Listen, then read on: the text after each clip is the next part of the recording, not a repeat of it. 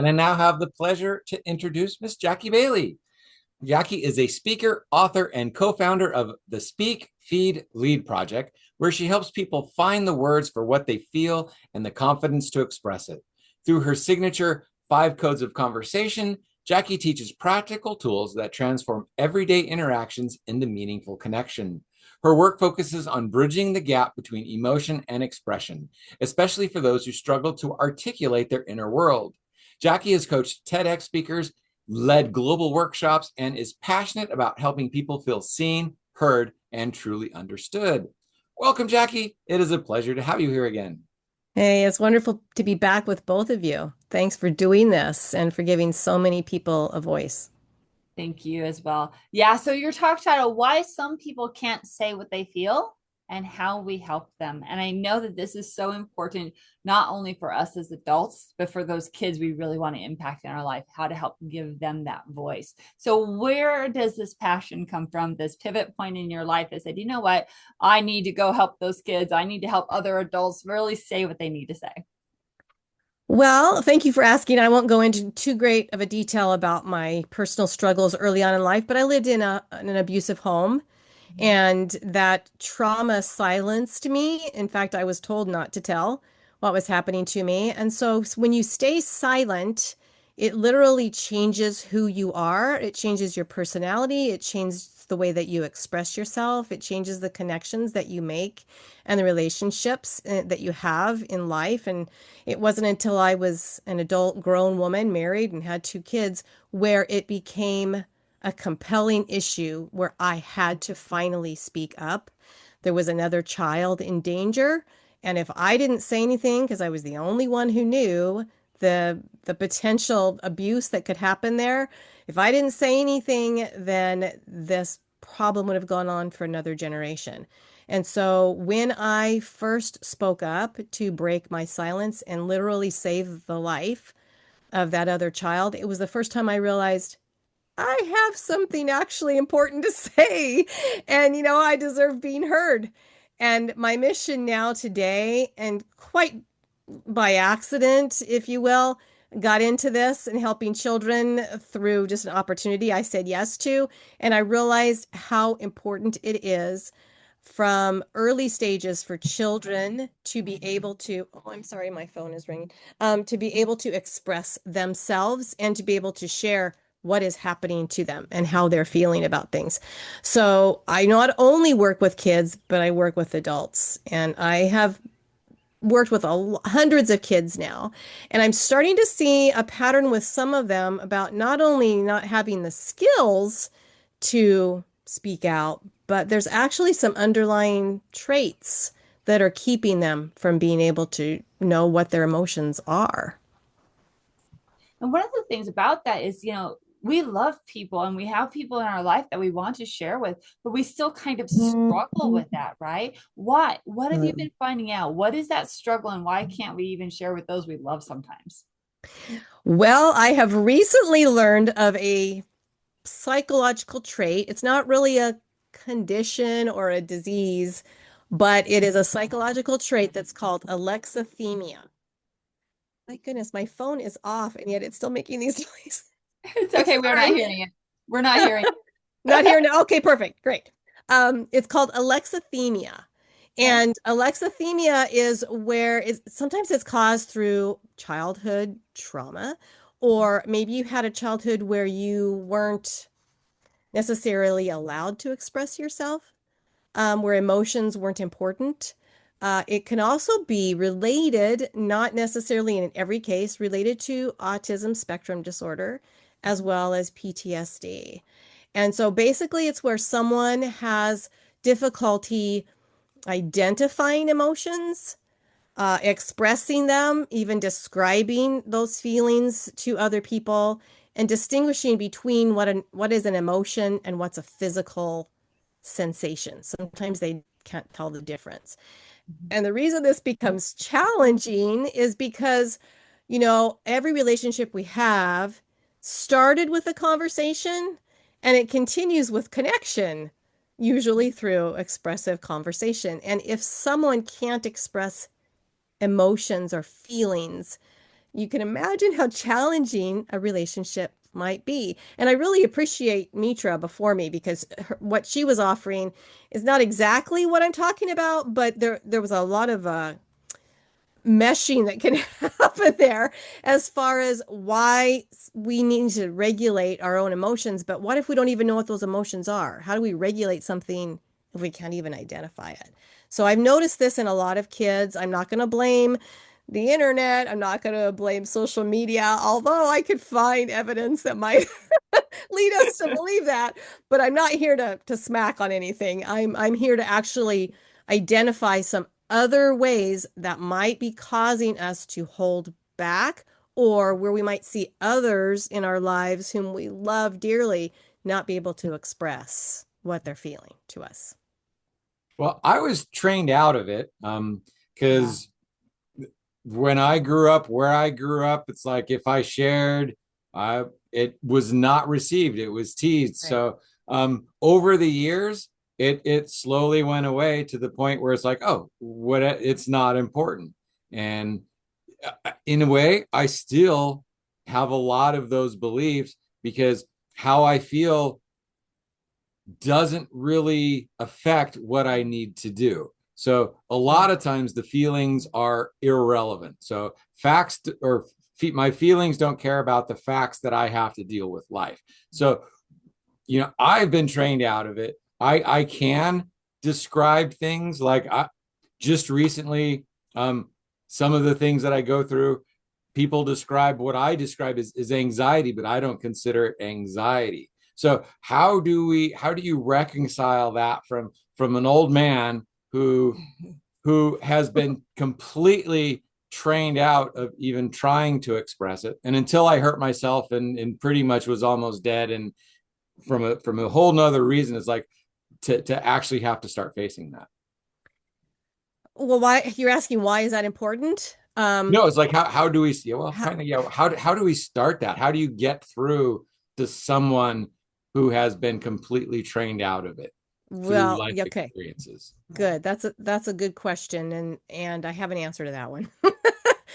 The answer is we need to, well, the good news is even if alexithymia exists, and I'm not saying that we should start self-diagnosing or diagnosing other people, but if that is the case, or if you know someone that just simply has trouble sharing feelings, then we can help them access that because it's not that they're not having feelings. I mean, you can love someone, and just because maybe you can't describe what it is you love about them doesn't mean that there's something wrong. It just means that they're not necessarily having the ability to access it. So when we start to train them how to access those emotions, it can build into something greater. So, for instance, one of the first steps is we start asking ourselves or someone that we suspect might be having this challenge is to ask them, what is it that you're noticing right now about your body? So you start there, physical sensations. Are my fists clenched? Is my jaw clenched? Is my heart kind of racing a little bit? Is my face feel hot? So start to notice what those physical sensations are first and ask them to list those. Well, I don't know, my chest feels a little bit tight, or my stomach kind of hurts, or my shoulders are really tight or sore, or I'm holding them close to my head, that kind of a thing. And once they start noticing what those physical sensations are, the next question is, well, if you had to guess, what is it that you might be feeling? Mhm. Right? That's a really important question. Well, if you had to guess, this takes pressure off where they don't have to go, oh, I'm feeling mad, or I'm feeling like you're not hearing me. Okay, I want to just start with, if you had to guess based on the situation that you're in, why do you think your stomach might be feeling a little tight or sore right now? And then they can start with, well, and if you can get them to give you three options, well, it could be that I feel sleepy. Might be that I'm hungry. It could be that I'm feeling bored.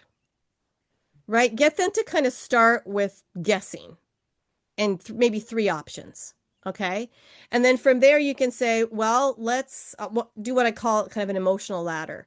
So let's go from vagueness to being a little more specific. For instance, they say, well, I'm feeling bad. Okay. Is that bad stressed? Could it be that you're stressed about something? If you're stressed, then why? Is it because you're overwhelmed about something? And if you're overwhelmed, does that make you feel powerless in this situation? So maybe the end result is we went from my stomach hurts to I'm actually feeling powerless right now in this situation. And if you can help someone walk through those first few steps and start to help them identify, yeah, I am feeling like I'm powerless in this situation because I don't have the answers. I don't know what to do and I need to make a decision quickly. And that might start with my stomach hurts, right? So those are the first few steps to start leading them into helping to define the emotion related to the physical sensation they're having. I like that. And it's something that we don't often think about doing with kiddos as they're learning, because they don't come built in programmed with all these words and names for their emotions and this and that. And one of the greatest examples is, they come home from school, say, how was your day? And they're like, it was fine. And Yeah. that's all they know how to say. Well, they know. It's like, no, no, no, no, no. Let's dig a little deeper. Let's try to get a little bit more information. And instead of getting frustrated about it, do kind of like what you were just suggesting. How can you walk them through a couple of questions and really pull out what was their day? What was something that they did really well that they're proud of? What was something that was kind of a trouble for them that they wish they could have done different? Exactly. So practicing this when they're young. So then and that is a good have that problem indication. as an adult. Yeah, it's a good indication, Christina, if you tend to know someone who answers with those one word, answers. Yeah. I'm fine. I'm good. Or whatever. That's not really describing. I mean, good, we use good to describe, oh, the spaghetti was good, or I got a good grade, or I had a good day, which means good doesn't really mean anything because we use it for so much. It's not specific enough for complete connection and understanding to be made in our human relationships, right? So we should get rid of the good and the bad because they really don't tell us anything. But if we can train, and even I can use help with finding the right vocabulary word that really describes what it is I'm feeling. And if you can get someone then after walking through that first initial exercise to kind of complete a sentence, the sentence is, I feel blank because blank, and what I need is blank. So if we go back to that scenario where maybe someone was feeling overwhelmed, you could say, well, you can get them to walk through, I feel overwhelmed because I've taken on too much and I need support. You've just communicated a whole bunch more information just by helping them walk through and creating that sentence. Right? And then the next step is find someone you can literally express that to verbally, someone that's trustworthy, or you write it into a journal or take out your smartphone and record yourself saying that statement. That's how you start to build this sense of, I do have emotions. Maybe even we don't think of ourselves as emotional beings. Men typically do not, and that's okay. That's the way we're built, and there's no reason to change that. But it is interesting that and there's 1 in 10 are the stats with alexithymia, that 1 in 10 people have this character trait about them. That is something that's been developed in them, and you wouldn't be surprised to know that most of them are men. Because just like Herb said, we've been trained sometimes from childhood to don't share your feeling. We don't literally say that, but we say, if you're going to be angry, No, we do. go sit in the corner. We do. In guys groups, it really does take an intentional space with very few people around for a guy to be able to do that. In friends groups, if you get into that, it's like if you start talking about your feelings, they're going to tease you. And Yeah. that is expected, that Yeah. is warranted, and we will beat each other up over our feelings. And that's part of our bonding ritual. But we do also need to be able to get into that. So if I am in a Bible study or a group, a men's study group, then that is a place where we can. But in a friend group, in just life, in business, is like, this will not come up. Right. But it's going to come up with your spouse. Hopefully, Right? because we're supposed to be supporting each other, right? Exactly. Yeah, after Exactly. 35 years of marriage, it's like it in the last few years, yes, but even before that, it's like, no, we need to be strong for our wife. And if they feel our insecurities, then that creates doubts, and that can destabilize marriages in that way too. So from our point of view, it's so much more important to be strong than it is to be open. Well, I don't know if anybody remembers this, but there was a book that was published in around the 1990 era, by John Gray. It was called Men Are From Mars, Women Are From Venus. You guys remember this book? Yes. Okay. It was kind of revolutionary at the time because for once it sort of outlined how men and women communicate differently. Neither is better than the other. It's just different. And my husband at the time and I read this book together, and we had both a daughter and a son. We had a Venusian and a Martian for children. And they were very different personalities. So as we were reading this book together and started to see, oh my gosh, this is where the friction in our relationship can often come from, is because one of us is communicating one way, but the other isn't understanding it because it's a completely different language from what they're communicating. So we were having this discussion one day about how women tend to share their feelings, not because they want a solution, but they just want to be heard and validated. But the problem comes in is because men tend to be fixers. And so when they see or hear of a problem, they want to fix it. So if they want to fix it and think it's their job to, but women are just wanting someone to go, you feel you're validated in feeling that. I could see how that would be felt, and I'm they going to want to say it solve it. again. It's not about the nail. And if Right. you want to understand what that means, do a Google search or a YouTube search on "it's not about the nail," and you'll get a very, Right. very clear picture of that. Right. So we were having this discussion, and I said, I had this epiphany. I'm like, oh my gosh, we have two children. They each speak different languages. And what if we could apply this principle to them? And we decided that the next time the opportunity came up, we were going to talk Venusian to our daughter and Martian to our son, because that's the way it sounded like we needed to do. So I swear to you, not 5 minutes after this conversation had happened, our daughter, Holly, who at the time was about 8, and our son, Corey, who was 6, Holly comes marching into the room, and she's got her hands on her hips and she's all angry. She goes, Corey won't let me have the video game. It's my turn and he won't stop playing to let me have it. Right? Now, our old methodology before we had just had this conversation would have been to go march downstairs to where Corey was playing the video game and demand that his sister have her shared time on it. Right? The problem solved. But instead, we looked at each other like, oh, this is our opportunity to try this out. We got to speak Venusian here. So instead of marching downstairs to solve the problem that we thought before that Holly would have wanted to have done, my husband took her sweet little 8-year-old hand in his and he said, you know what? Corey can be selfish sometimes, can't he?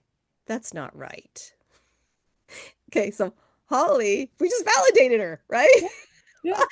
Holly steps back. She's like looking at both of us. She's got this weird look on her face, and she says, what's wrong with you guys? Then you're listening to me. Literally, she said, we're listening to her. Yeah. And I thought maybe this is the first time in her 8-year-old life when we've actually been listening to her, where we didn't act like the Martian and go down and solve it. Instead, we spoke Venusian to her for the first time. So it is I'm not saying that everybody should go out and buy that book or that it's going to solve all your problems, but there is some real validation to that, that if we just learn to understand each other better, then we are going to communicate more fully. And so this is just another possibility of ways that we can improve our communication, is to start helping people feel their feelings or find their feelings and describe them as best they can. And I do feel like our emotions have been kind of, what's the word I'm looking for? Devolved out of us as Yeah. human beings, because information is just so at our fingertips. It comes lickety split. We don't have to feel a lot before we find an answer to something. It's just there. So we've gotten out of the practice or the habit of thinking, how am I feeling here?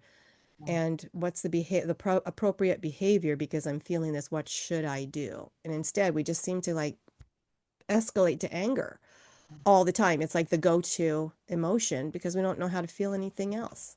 And we're also so busy in our life that we've created this habit of when somebody asks, "How are you?" It's just the rote, "I'm fine. It's a busy Yeah, day, whatever," right? It's not the really like, no, look me in the eyes. How are you today? I really want to know, right. right? Don't just stop there, kind of thing. Well, Yeah. let's face But it, it has kind also of become from a a guy's courtesy point of question. view, if you ask them what they're thinking and they say nothing, it's like, Just let them be. just we really can think of nothing. I believe it. Oh my gosh. Jackie, thank you so much. I really hope that, as our audience has been listening, is like, put this into perspective, like you said, with your spouse, with your loved ones, with your children, and take what Jackie has shared with us around this communication at a deeper level, right? That we can really just help our children understand how to communicate and keep communicating, and take it to the parents and lovely spouses that sometimes we don't communicate well, but sometimes we really, really do, right? That's And right. Jackie, would you share your gifts for us? I would love to. I actually have a quiz that I'm offering for everybody who attends your summit. It's called Why Can't I Say What I Feel? And so again, it's not gospel, but it's going to give you an opportunity to just self-evaluate or ask someone else to do this little assessment on themselves. And you might discover that, hey, I'm doing pretty well expressing my feelings. Or you might find that maybe the reason that I don't have all these friends I want is because I'm not expressing things very well. So it's just a self-assessment tool. So you can take it, it's an easy quiz. Um, and then my VIP gift is actually the solution to not being able to communicate if you find that that's lacking for you, is my 5 codes of effective conversation, how to have an effective conversation with anybody. It's a recorded webinar that I presented to a group of kids, and you get to watch it at your convenience. I think it's 30 minutes or less, maybe 24 minutes or something like that. But it's a great way to start becoming a better conversationalist and making more connections with people that you want to. Yeah, and Vera just said it's a great quiz that she just took it. So Yeah. Yay! The link's working. Nice. People are liking it. Beautiful. Awesome. Yay. Good. Wow. Awesome. Thank you, Jackie, so very, very much. Yeah. And it was perfect that you had to do that right then, because this whole communication thing, you're communicating to everybody. Our son was just picked up and the dogs went nuts. So we were able to Oh, let you do that. a little distracted. They were crazy barking. We hit mute, and it's like, oh, are they going to stop barking before it's our turn to talk? And it just worked out. We just told on ourselves. So there we go. More communication. Yeah. I actually have a rooster outside that's been crowing. Most people say they can't hear him, but he's Can't hear going it. crazy Can't out hear there it. too. Were you Okay. hearing our dogs before we hit mute? Maybe a bark, yeah. But Jackie, so thank you again, Jackie, for being here, for sharing all of this. And I just want people to also really realize that, Jackie kind of downplayed her working with kids and voices, but she has been producing, creating, helping to execute beautiful speeches and information from these youth as well as other people. She's helped me with my TED Talk, which is still on the back burner, but I'm still working on it, right? She is amazing. So, Thank you. I appreciate yeah, that. click in, touch bases. And thank you, Jackie, for being here and sharing such You're a welcome. strong message around Did she voices share her free and gift? communication. Yep, she Or did. her VIP Yep, gift? she did. Yep. Okay, because again, I was Yep. distracted with the doggies. That's right. No worries. Awesome. So once again, be sure to sign up for the VIP because again, this gift is worth it. Every gift so far has been way worth the initial cost of it, the initial investment of it. So again, it's totally worth it. And again, one of the reasons we keep these short is to keep you wanting more so that you will reach out. It's like we could talk to Jackie for hours. Every person we've had on today, we would have been able to talk to for hours because these conversations are so meaningful and so deep. So be sure to continue these conversations on your own by reaching out to our guests. Right. Bye. All right, we're jumping off for our quick break. We'll be back at the top of the hour with our next speaker, who is Miss Joanne Williams. All right, we'll be back soon. Take your break, take care of you, and then come on back. Potty, potty, potty, potty.